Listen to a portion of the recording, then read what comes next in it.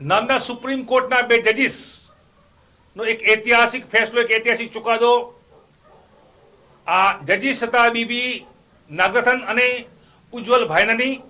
આ બે જજીસે પોતાનો ચુકાદો આપ્યો છે અને ચુકાદો બિલ્કિસ બાનો કેસ પર છે. જી હા, ગુજરાત સરકારે તાજેતરમાં જ 11 જેટલા જે અપરાધીઓ હતા બિલ્કિસ બાનુ હત્યા કેસમાં ગેંગ રેપમાં દોષી સાબિત થયા હતા, આજીવન કેદની કારાવાસની સજા જેલમાં ભોગવી રહ્યા હતા.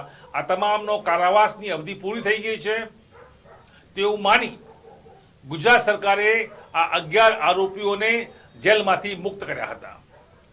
જો કે જે કોર્ટનું આ સામૂહિક દુષ્કર્મ હત્યાકાંડનું જે જજમેન્ટ હતું એ જજમેન્ટમાં ક્યાંક ને ક્યાંક ગુજરાત સરકારે 11 આરોપીઓને જે છોડ્યા હતા તે ઓર્ડર તે ભૂલ ભરેલો હોવાનું માનવામાં આવ્યું છે. કોર્ટે અવલોકન કર્યું છે.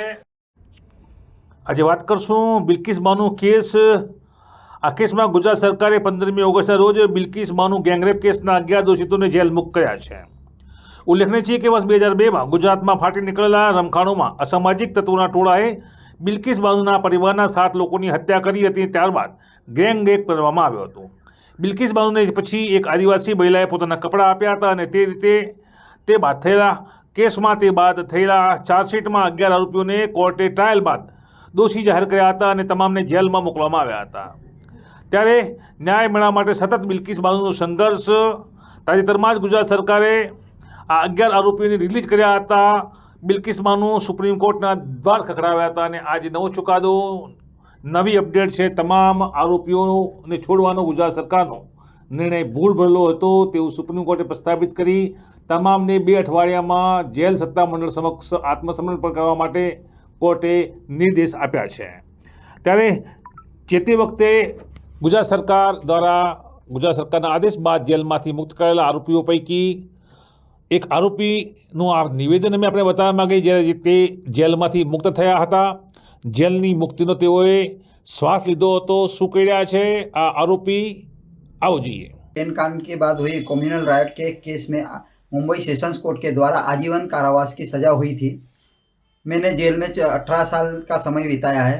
उसके बाद मैंने रिलीज़ के लिए नामदार सुप्रीम कोर्ट में एप्लीकेशन की थी.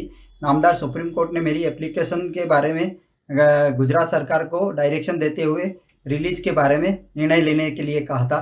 कल 15 अगस्त के दिन मुझे गुजरात सरकार के ऑर्डर के मुताबिक जेल में से रिलीज़ किया गया है.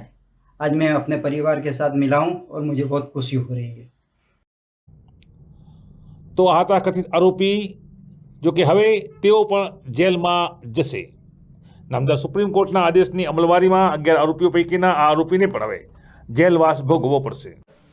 કોર્ટે જજમેન્ટના પુરાવાનું પૃથ્થકરણ અને વિશ્લેષણ પણ કર્યું છે અને કોર્ટે સ્પષ્ટપણે માન્યું છે કે આ અપરાધ કરનારા તમામ જે આરોપીઓ હતા તેઓની અપરાધ કથા અક્ષમ્ય હતી, માફીને લાયક નથી. અને કોર્ટે ગુજરાત સરકારના આદેશથી જેલમાંથી છૂટેલા આ કેસના તમામ 11 અપરાધીઓને એક નિશ્ચિત મુદતમાં સરેન્ડર કરવાનો આદેશ આપ્યો છે. અને આમ નામદાર સુપ્રીમ કોર્ટે સાબિત કર્યું છે કે ન્યાય આજે પણ ભારતમાં, ન્યાય આજે પણ સમગ્ર વિશ્વમાં જે ભારતીય ન્યાય પ્રણાલી વખાણે છે તેમાં ન્યાય મળે છે.